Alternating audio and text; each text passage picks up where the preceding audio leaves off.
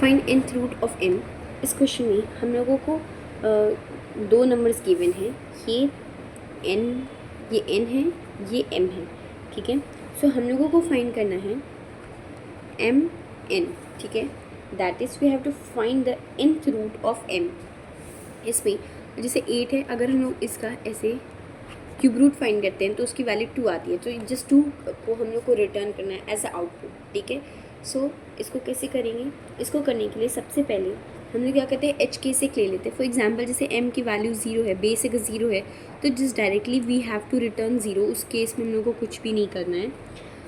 फिर उसके बाद निकालने के लिए एक है कि हम लोग लो इज इक्वल्स टू 1 ले लेंगे, high is equals to m that is 8 ले लेंगे, ठीक है।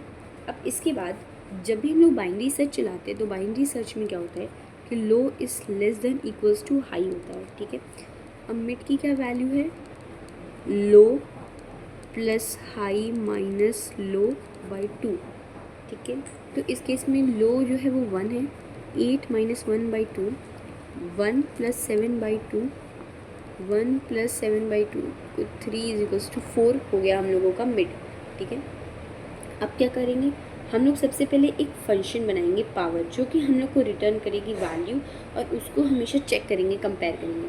सो बेसिकली एक वैल है जिसकी पावर से जो भी आंसर आएगा वो उसमें स्टोर हो जाएगा।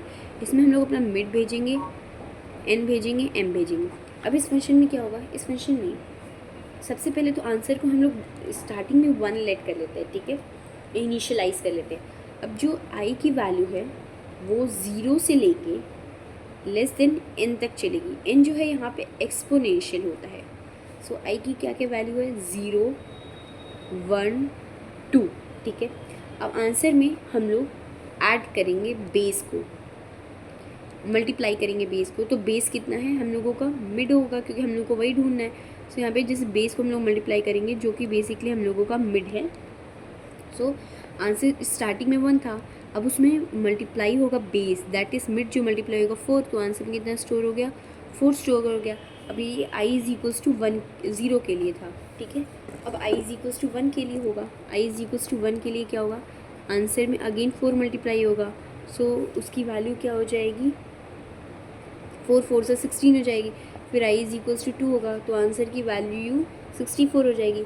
अब अगर इतना चलेगा, लेकिन ऐसा हुआ अगर हम लोग मल्टीप्लाई करें, अगर किसी भी केस में अगर आंसर ग्रेटर देन m हो गया, जैसे ये आंसर है, अगर क्या हुआ, ये ग्रेटर देन m हुआ, यहाँ पे ही ग्रेटर देन 8 हुआ है, सो जस्ट क्या करेंगे, रिटर्न कर देंगे आंसर, ठीक है। सो बेसिकली हम लोग के वैल्यू में क्या आ जाएगी? आंसर 16 आ जाएगा, ठीक है। अब क्या करेंगे, अब कंपेयर करेंगे इसको कि वैल्यू जो है क्या 8 के बराबर है? नहीं है, वैल्यू जो है 16 जो है बड़ी है। सो जब भी बड़ी होती है हम लोग अपने छोटे आंसर की तरफ जाते हैं। जब भी छोटे आंसर की तरफ जाना होता है तो हम लोग हाई को डिक्रीज़ करते हैं, और जब बड़े आंसर की तरफ जाना होता है तो हम लोग अपने आंसर को इंक्रीज़ कर रहे होते हैं, ठीक है। अब क्या करेंगे, हम लोग अपने हाई को छोटा करेंगे, तो हाई को मिड माइनस 1, मिड में कितना है? मिड हम लोगों का 4 है, 4 माइनस 1 दैट इज़ हाई की वैल्यू यहाँ पे 3 हो गई, ठीक है। अब लो की वैल्यू तो 1 है, हाई की वैल्यू तो 3 है। अब क्या करेंगे, जो मिड की वैल्यू आएगी वो तो 2 आ जाएगी। अब वापस से वही फंक्शन दोबारा कॉल करेंगे। इसमें इनिशियली आंसर को तो हम लोग 1 बनाते हैं इस पावर फंक्शन में, ठीक है। अब i इज इक्वल्स टू 0 रहता है और वो लेस देन n तक चलता है। सो i की वैल्यू कितनी? 1 2 0 1 2, ठीक है। अब आज जब i की वैल्यू 0 है, सो मिड इंटू मिड करेंगे, मतलब आंसर में वो मल्टीप्लाई करेंगे। आंसर में जैसे ये नहीं करेंगे, आंसर में हम लोग वो मिड मल्टीप्लाई करेंगे तो 2 आएगा, ठीक है। अब i इज इक्वल्स टू 1 है, तो मिड मल्टीप्लाई करेंगे तो आंसर इज इक्वल्स टू 4 आ जाएगा, ठीक है। अब यहाँ पे क्या करेंगे, i इज इक्वल्स टू 2 के लिए आंसर इज इक्वल्स टू 8 आ जाएगा।